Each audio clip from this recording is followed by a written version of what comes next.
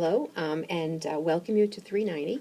I've already completed a orientation audio that walks you through the Blackboard site and walks you through what's happening for this course.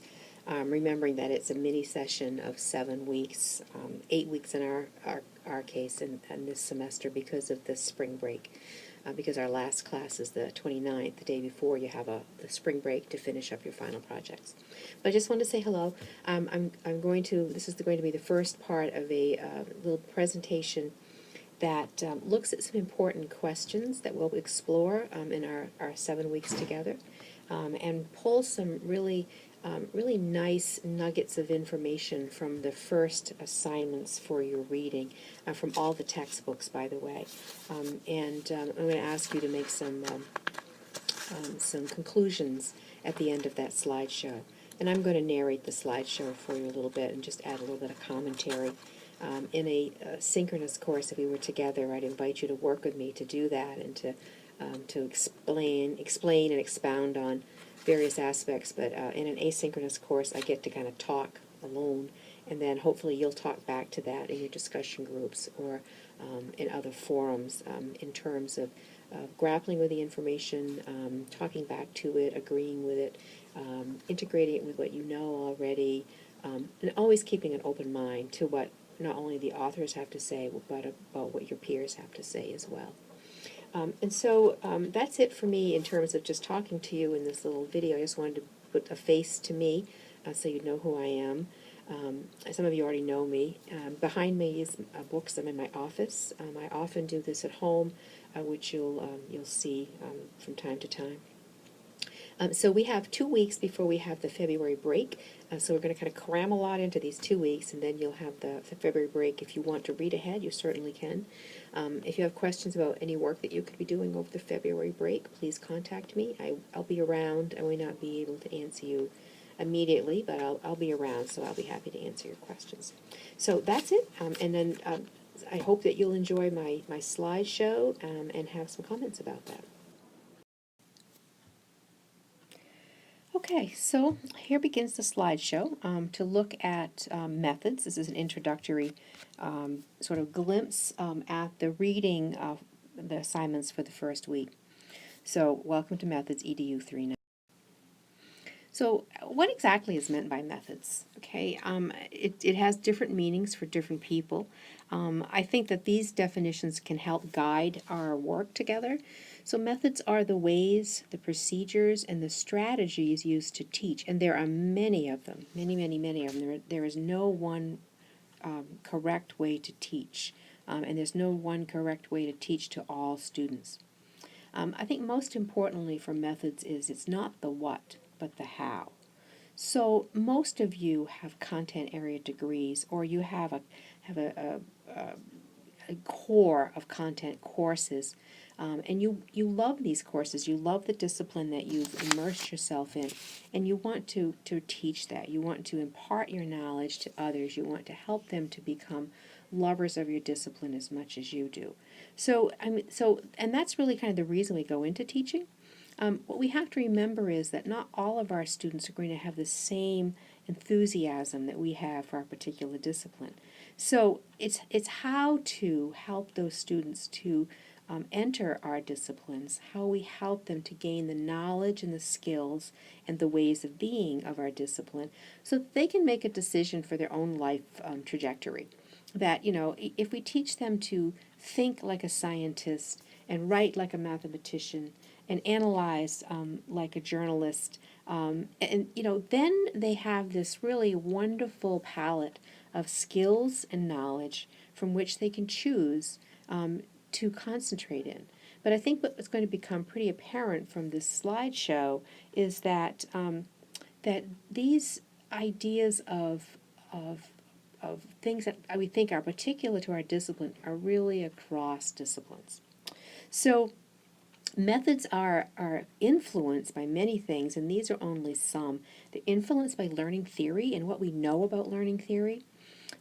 It's influenced by our personal philosophy, what we personally believe about learning and teaching. And personal philosophies are very flexible and fluid, or they should be, because we're always learning something new. There's always something on the horizon that's helping us to rethink the ways in which we do things. Our past educational experience has a lot to do with how we approach teaching. Our attitudes, not only towards schools, but to other teachers, to students, to parents, to what teaching means. Our expectations, and this is broad as well, expectations of the profession for our own personal satisfaction, expectations from our students, from the people with whom we work, from the parents, and our content knowledge, what we know about a particular subject. So these are all influences that really come together to help us develop the methods that we use to teach. So why does UMA offer a general methods course and not individual courses in subject matter? So teaching mathematics, teaching science, and putting all the science people in one group, all the English people in one, and so forth and so on. Well, this is where my personal philosophy of learning and teaching sort of comes to bear, but there's a precedent for this across the country as well. And here's why I believe that a general methods course is effective. Because effective teaching practices crosses disciplinary borders. It doesn't matter what you're teaching. You could be teaching underwater basket weaving, as our president often refers to when she's talking about various things. But anyway, or you're teaching science. Being able to teach that discipline effectively crosses disciplinary borders, okay? And I think you'll see what I mean in a moment. General methods courses celebrates the spirit of collegiality. It doesn't break us down into these little groups of people. I'm a science person, I'm a math person, I'm an English person, I'm an art person. And I'm a socialist. I don't mean to leave social studies out. I'm a historian. While we celebrate our individual achievements and knowledge, it's also important to think about how our discipline crosses over and bridges others. And I know there's a lot out there who will say, well, you can't really combine math and English. Well, I disagree. No, you can't combine art and math, and I really disagree about that. That there's aspects of our disciplines that cross borders, and we need to be talking with one another about the ways in which we find effective methods of teaching and how those might apply to our own discipline. And the third one is kind of what I'm talking about. It breaks down these silos of disciplines, okay? It's not just as I said, individual pieces. There's these broad knowledge bases that we share, okay? In high schools today, not so much middle schools, but in high schools today, generally we work in these departments, in these little silos of disciplines. And we sometimes work with our peers in other disciplines, but not always. And this, I think a methods course really prepares us to break down those silos of disciplines and to work collegially with all of our peers in schools. It offers various perspectives. It's something, if you're an art teacher, you may not have thought about a mathematical perspective to teach a certain thing apart about art. If you're an English teacher, you may not have thought about the themes that you can draw from science to teach the literature. There's all kinds of things that we can share with one another. And here again, it encourages cooperation. Our main goal is to educate the children of our world, and to do that, we need one another. So, what do we teach? And again, this is sort of pulled from your text, but it's also pulled from me as well, that we teach thinking above all. We teach them to think critically and responsibly about the discipline we're teaching, but also about how these disciplines connect and what it means to us in the real world. We teach them problem solving. In every discipline, we present them with problems or questions. We ask them to solve these. Cooperation is in collaboration. I'm going to skip down to that. Come up frequently here. We teach our kids how to cooperate and how to collaborate. There's nothing worse than, being in a classroom and having a teacher say, well, that's all about English. You haven't got to worry about that in here. That's not in the spirit of cooperation and collaboration, because reading and writing and mathematics is just as important as students in English class being able to understand mathematical concepts and how they might apply to the world or within the text they're reading even. So, and then perseverance. We teach perseverance. We have to give our kids grit. We have to teach them to keep going. When things get tough or they get tired of doing things, we have to teach them how to keep going and why that's important to do so. And then we teach them knowledge. We teach them the knowledge and concepts of our disciplines. And we do all of these things through and among our disciplines. Okay, so that's sort of my mantra for this course, is that we teach through and among our disciplines, all of these various aspects of teaching. And who do we teach? I think this is kind of a no-brainer. We teach diverse groups of students at many levels of academic development, maturity, and content understanding that are from many backgrounds, cultures, and familial situations. We do not have a homogeneous group of students who come before us. We have a very diverse group. And that presents us with some challenges when we create our unit plans and our lesson plans. How do we address these many, many aspects of our student population? And we're going to look at some ways that we can do that. I can't give you every way. I don't know every way. And you may have, and I know you have some ways that I may not have. So this is where we're going to share with one another methodologies and ideas about how we do teach these diverse groups of students.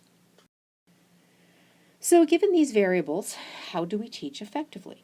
So I've compiled some pieces of information from your first reading assignments. So as we go through these, I'd like you to kind of think, this is about sort of your inquiry question for this slideshow. What are the commonalities among what the authors say about effective teaching? Okay, so here we go. I begin with mathematics. Not because mathematics is my specialty, it is not, but I really appreciate this mathematics textbook, what I've read so far, and I haven't read through the whole thing. I'm like 6 chapters ahead of you. This is a new book for me this semester, but I really, really like it. I like it a lot. I had to keep going back to make sure I was reading about mathematics and not something else. And that in itself is really useful to me in terms of making mathematics methodology and content area accessible to all. So this is from your text. It says, an ineffective teacher is someone who is into math and happens to be teaching. So it's someone who has a great amount of knowledge about something, but they just happen to be teaching it as well. Doesn't mean they teach it well, but they just teach it. But an effective teacher is interested in teaching first and then doing the math. So a teacher can't just have an abundance of knowledge. They have to know how to teach. They have to want to teach. What do you need to do to become a competent teacher of mathematics? I've listed a bunch here, and there's some on the next slide as well. Believe all can learn. Be enthusiastic and have a great attitude. Develop competency in mathematics. Understand students. I want to go back to that, develop competency. That may seem like a no-brainer, but if you're always only teaching Algebra 1, your calculus skills might get a little rusty. So it's good to keep developing that competency and keep adding to it. Understand students. Have effective lesson plans. Show sensitivity towards students. Be reflective. For me, this is so important, of being able to look back at a lesson and say, what went well, what didn't go well? How could I improve this? What would I do differently? Don't just be an answer machine. Kids will, if they can figure out that you'll give them the answers, they'll figure out a way to get it. They want to cut right to the chase. They want the answer. Use varied strategies. Don't use lecture as the only method of instruction. Show the role of math in the real world. Expand concepts or definitions. Analyze a problem in more than one way. Use an idea in more than one setting. Use models that enhance understanding. Provide examples of application, and use a model in more than one way. That's a lot to absorb, people. Okay, that's a lot to absorb. Okay, but I'll give you a copy of the PowerPoint so you can go back and look at those. Still from the math text, learning theory. Remember I said learning theory really goes into this. And I pulled some quotations from your text. There is no enchanted formula that fits every learner. Amen to that. Our lives would be a lot easier if students could come in and we just kind of open up their brains and pour in X amount of information. It doesn't work that way. Some teachers still try to teach that way. Paulo Freire called that the banking model of education, where students show up every day for their daily deposit of learning. But that doesn't work, and there's no one way that fits every learner. So here are two schools of thought on learning theory, and they're not the only ones, but these are the two most prevalent ones. Behaviorism. It treats math as a collection of skills. If you learn all the skills, you learn mathematics. I disagree. I mean, I think most of you will disagree. You can learn the skills, but that doesn't mean that you understand what you're doing. You just know how to do them. Constructivism. Children learn through interactions with experiences in their natural environment. Teacher creates an environment that encourages learning. Teacher creates surroundings where students can make sense of mathematics as it relates to the world. And what is the impact of students learning a procedure without conceptually grasping the reason for it? That's how I learned math. I went through 4 years of mathematics and 2 years of undergraduate math and a year of, well, I'm not going to say my year of graduate math because that one was exceptional. But, my undergraduate and my high school math, I learned how to do things, but I didn't know why I was doing them or how it applied. And I think that happens to a lot of students, which I just think is one reason that some students have some math phobia. I want to go back to the one that say that that if you learn all the skills, you learn mathematics. As a former English teacher, I had a high school student one time. I was talking about prepositions, and he goes, "Oh, I know those," and he just, listed them off, a whole list of them. And I said, "Wow." He goes, "We had to memorize those in 7th grade." I said, "So what do they mean?" "I have no idea," was his answer. So what's the point of them memorizing the prepositions if they don't know what they're for? And I would argue the same thing with mathematics or any other subject as that goes. And if you haven't noticed yet, I'm going to ask you at the end of this, to kind of go back here with and looking at not just as math, but from all aspects, and I think you'll notice something. So even more from the math text, you can tell I really like this. I have more slides for the math text than I do anything else. Implementation of learning theory is not easy, and we know that. We can go into a classroom with this philosophical belief of what we want teaching to look like, but we have a lot of things that impact us. We have test-driven curriculum. In our age of standardized testing, this is becoming more and more onerous. We have text-driven curriculum. Schools buy textbooks and expect us to follow them.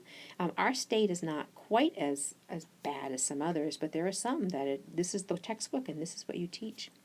Then we have teacher-driven curriculum, okay, where the teacher makes all the decisions. Not any one of those are good models, And so here's another quote from your, or a concept from the math book. The current model is teacher is expert in mathematics. This is from mathematics. I would argue that we can apply this to most content areas, not all, but most, where the teacher tells the student what and how to do it. And here's a caveat from the authors of the math text. It is imperative that the current model used in many classrooms be abandoned if we are to have mathematical growth for all students. And again, I challenge you to substitute mathematical for your discipline. There are many pressures on curriculum that makes it even more difficult. We have external pressure from society, from text, from tradition, from test. We know that when we start to change things, sometimes people get an uproar. This does not look like school did when I was a student. Why are you doing this? That tradition of what we believe school looks like. Internal pressure, again, from textbooks, from those standardized tests, the ACT, the SAT, and now we have the smarter balance from the Common Core, English, language, arts, and mathematics. And again, tradition. This is the way I've always done it. You'll often hear from a veteran teacher. Tangential pressure, again, tradition goes all the way through here. But administration, your administration may have a different view of what they think effective teaching is than you.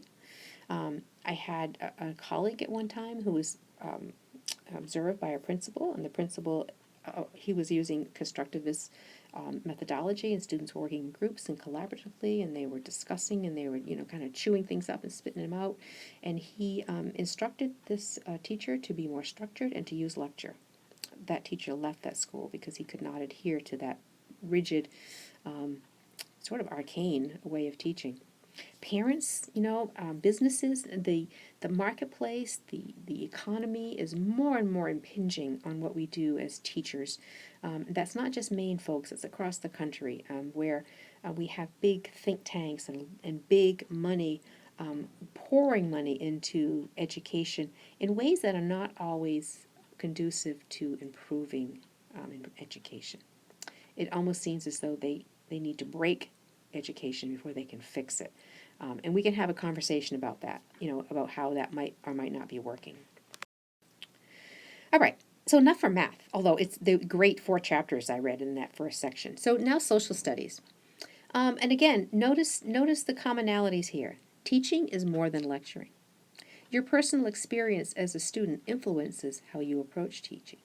Your social, economic, and political experiences influence how you approach teaching. Now, this is social studies, folks, but I would argue this is going to apply across the board.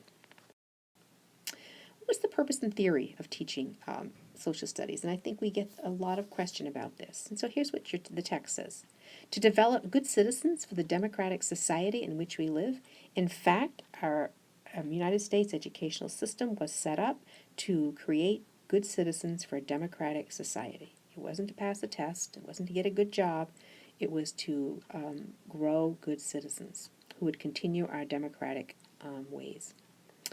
Social studies is an integrated study of social sciences and humanities to promote civic competence. So notice we're still very much focused on this idea of citizenship. There is controversy in social studies due to cultural change, differing values and viewpoints, special interest group influence, and a changing body of knowledge. Of all of our disciplines, I don't think, maybe science too, but social studies changes every day. We're always making new history. We're not getting rid of any, but we're always making new history. So sometimes the controversy is in choosing what do we expose students to. We can't give it all to them. They'd be in school forever. Again, from the social studies. On constructivism, notice that constructivism keeps coming up here. There is a need to cast aside behavioralism that posits learning occurs through systematic stimulus and response, punishment and rewards. If we punish them enough, they're going to get it. If we hang out the carrots, they're going to do it. This is behavioralism. And this text and the math text says we have to stop doing that because knowledge is the result of assimilating any new information, ideas, and experiences encountered to give them meaning. New information has to make sense with and tie into what the learner already knows to give them meaning. This is where we build knowledge, and they have to have something to hang this new knowledge on. If we try to give them these bites of information without any context, without any way of helping them connect the dots, it's just something else to learn and forget. So regurgitate it for a test and you forget it. We need to, in our methods, really investigate ways that help students connect these dots, tie things together, so that they're connecting it to their lived lives, to their experiences they've had so far. And remember, these are very young people. They don't have a lot of experience. We have to help them gain experiences. Okay, science. What is the purpose of teaching science, is the question. Is it to deliver content, to develop interest, or both? Or are there other aspects for the purpose of teaching science? When planning, should we keep our audience in mind? Set learning outcomes for everyone? I think most people would say yes, but I think that what we need to look at here is what learning outcomes for everyone. Is it the same learning outcome for everyone, or are they different learning outcomes for different populations? When teaching, I'm sorry, I have a typo on my parenthetical documentation there, I apologize. Do we consider our students' prior knowledge and experience, ability, or context, or do we teach one way to all students? I think we'd all agree it's that first one, really. If we don't consider what they already know and have done, their ability or the context in which we're teaching, we're going to be sorely tested to reach these students. Attitudes and observations, this is from the science text as well. There are differences between veteran and new teachers. Often there's dissonance in what you believe instruction should look like and how it is taking place. This is where I have this really sort of dilemma, in that I want to prepare teachers to teach in the ways that work best for the students in front of them. I want them to engage in various methodologies. I'm using constructivism as a base for understanding who students are and where they are. Yet, when we go into schools, what we see is often not what we want to see. What we often see is very traditional teaching of the teacher in front of the room, talking at the students, and the students trying to absorb this and then use it for something. So this sort of butts up against one another is really a place for reflection and growth, not only for new teachers, but for veteran teachers as well. And in coming together to think about ways that, we don't want to give up everything from tradition. There's some really good things there. But we also want to be able to look at contemporary issues and ideas and methodologies, research-based, and be able to put them together and not just teach from our own, I believe this is what I should do, without any sort of backing of that belief. This is a sentence that I pulled out because it really spoke to me as a literacy specialist and instructional coach. That we often hear from science people, and not just science, from other disciplines as well. I am here to teach science, not reading, writing, or civics. Well, science teachers are there to teach science, but they're also there to teach them how to read like a scientist. It's very different from reading as a mathematician or as a historian, and to teach them how to write like a scientist. Scientific writing is quite different from other disciplines. And civics, I would argue that civics has a great deal to do with science, of using science responsibly, of using it to help explain our world. I think that this statement that we often hear is really something we need to really push against. Science curriculum is overstuffed and undernourished. I would say that we could say that about everything. I would say social studies joins that, English joins that, math joins that, art joins that. Really, we have to pick the hills on which we want to die. In other words, this is what I believe is most important for science or math or English. And that shouldn't be an individual choice. It should be a group of like-minded people. Science teachers should, talk to each other like, what is it we need to teach, so that we don't have this haphazard kind of curriculum. We have standards that help guide us in terms of what we teach, but even those standards are overstuffed. We have to sort of pick and choose which ones are most important, which ones we give more time to. It's really a dilemma. There's too much out there. We can't get it all in a class. And science should be taught as inquiry. I think that's kind of a no-brainer as well. Isn't that what science is all about? And I think, again, we can talk about other subjects as inquiry as well. From English.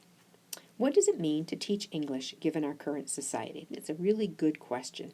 And again, you could substitute any discipline in there, and boy, would that make a really good inquiry unit of investigating what does it really mean to teach this discipline. So English teachers should develop in students bodies of knowledge and ways of seeing, thinking, and communicating. Okay, that's pretty broad, but isn't that what English teachers do? Okay. And then English teachers wear lots of hats. They're storytellers, they're philosophers, they're historians, anthropologists, reporters, critics, designers, and travelers. And when we investigate the literature of the world, all of these things come into play. When we write about the world, all of these things come into play. English teachers should see students as apprentices to the discipline. And again, I would argue we can put any other discipline in there. If we apprentice students into our discipline, we treat them as co-learners, as up-and-coming experts in the field, and we help them to, we give them the keys to the cupboard or the keys to the car. We help them to be able to understand our discipline in really deep and authentic ways. More from English. English teachers don't exist solely to prepare students for the workplace, nor do they act as a pit stop for other disciplines. All disciplines must play a part in developing academic literacies. And we have a document now that really cements that for us. We've always known that disciplines need to teach academic literacies in terms of, again, what I just said about reading and writing like a scientist, or reading and writing like a mathematician, or thinking like one of those people. But the Common Core State Standards now gives us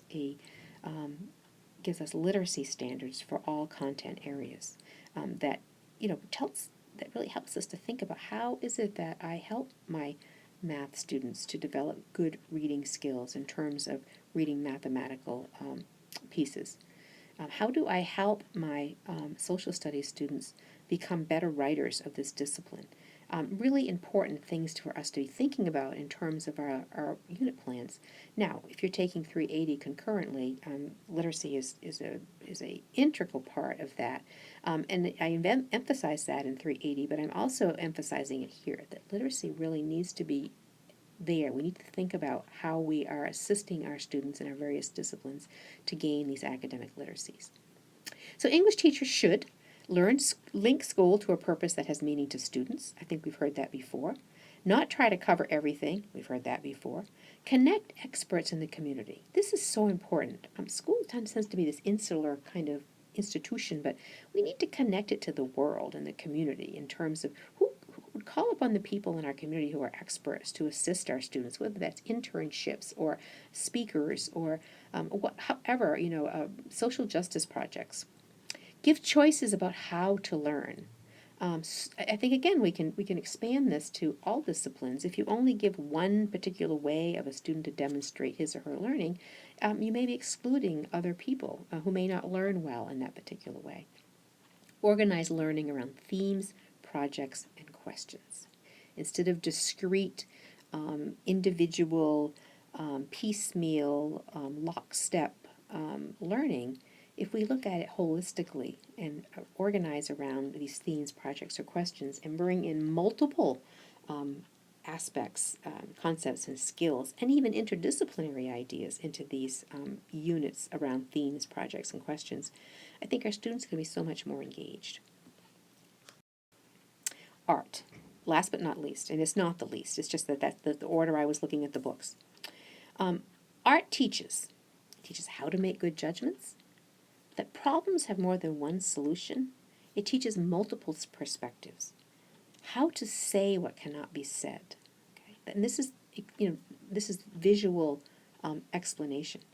Being able to in a visual art somehow be able to communicate what maybe not be able to be articulated. About making new meaning, thus providing students with tools to help them become better people. So we have citizenship coming back here in art.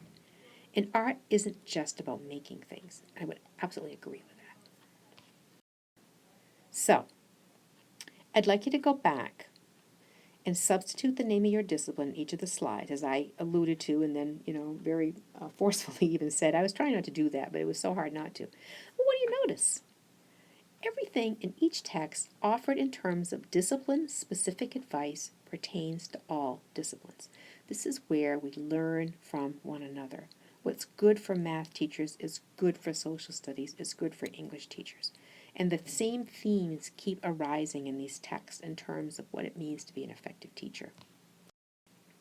So, you already have a wealth of content knowledge. I do not dispute your content knowledge. I'm not going to try to even think about teaching you content knowledge. That would be presumptuous beyond all measure. I am not a mathematician. I am not a scientist. I am not a historian. I am not an artist. I might be a fairly good writer and a reasonable reader, but and having taught high school English, I have more content knowledge in that particular aspect. But also having explored literacy and instructional strategies across disciplines, I have a pretty good idea of effective and ineffective methodologies. I'm not the expert, okay? I don't want you to look at me as the expert. I am the facilitator of your learning. I have the title of professor, but that doesn't make me anything more than you. It just means that I went to school longer than you did. It means that I have the honor of providing you a vehicle for reaching your goals as a teacher and helping you to get the teacher certification. And in the process, learning effective ways of doing so. We have learning theories and standards to guide our work. The standards will be very, very important. And again, there are affordances and constraints around standards, but we're going to look at them, carefully, and that we're going to use them to shape our work, because that is the world into which we are going or are already in. And then if you're already a practicing teacher, you may be in the process of moving towards the new standards. And what does that mean for you as a teacher? It's very important that we keep learning theories in our head. And what does it mean to have diverse students, and what kinds of learning theories do we adapt and adopt to reach these students?